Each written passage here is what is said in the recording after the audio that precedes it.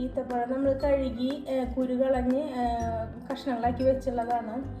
കറിലേക്കുള്ള കടുക്, ഉലുവപ്പൊടി, കായപ്പൊടി, നാരങ്ങ കഴുകി നുറുക്കി സൊറുക്കി ഉപ്പിട്ടിട്ട് പുഴുങ്ങി വെച്ചുള്ളതാണ്.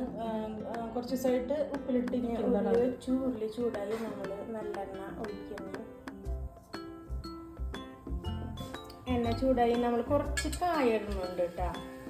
കായം പൊടി ഇടും, കുറച്ച് കായം അതിട്ടിട്ട്, പിന്നെ കടുക്. നമ്മൾ കടുകൊക്കെ പൊട്ടി ഇഞ്ചി ഇടും ആദ്യം.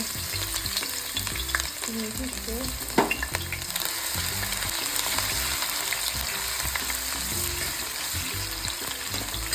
ഇഞ്ചി കുറച്ച് നേരം ഒന്നിട്ട് ഒന്ന് വാടി ചെറിയ തൊഴിൽ ഇതായപ്പോൾ പച്ചമുളക്, വെളുത്തുള്ളി, പിന്നെ നമ്മുടെ വേപ്പില.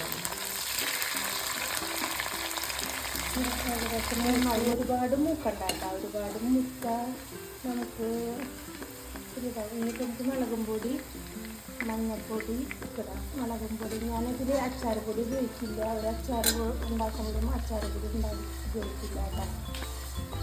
മുളകും പൊടി, മഞ്ഞൾപ്പൊടി ഇപ്പോൾ കുറേശ്ശെ, കുറച്ച് ഉലുവപ്പൊടി. ഞാൻ ഉലുവ ഇട്ടിട്ടില്ല കടുക് പൊട്ടിക്കുമ്പോൾ. ഉലുവപ്പൊടി ഇടുന്ന കാരണം കുറച്ച് കഴിഞ്ഞിട്ട് കടുക് വെച്ച്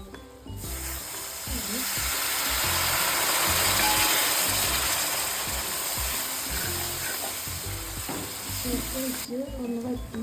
ഇനി നമുക്ക് ഈത്തപ്പഴം, കുറച്ച് കല്ലുപ്പ്. നമ്മൾ നാരങ്ങയിൽ ഉപ്പിട്ടിട്ടുണ്ട്, പക്ഷേ ഇതിലേക്ക് കുറച്ച് ഉപ്പ് വേണം. നാരങ്ങയിൽ കുറച്ച് കുറവാണ്. നാരങ്ങ ഇടാം കേട്ടോ. കുറച്ച് വെള്ളം ചൂടാക്കാൻ വെച്ചിട്ടുണ്ട്, അത് ഒഴിക്കണം. ശരിക്ക് ചെറിയ ചൂട് വെള്ളം കേട്ടോ.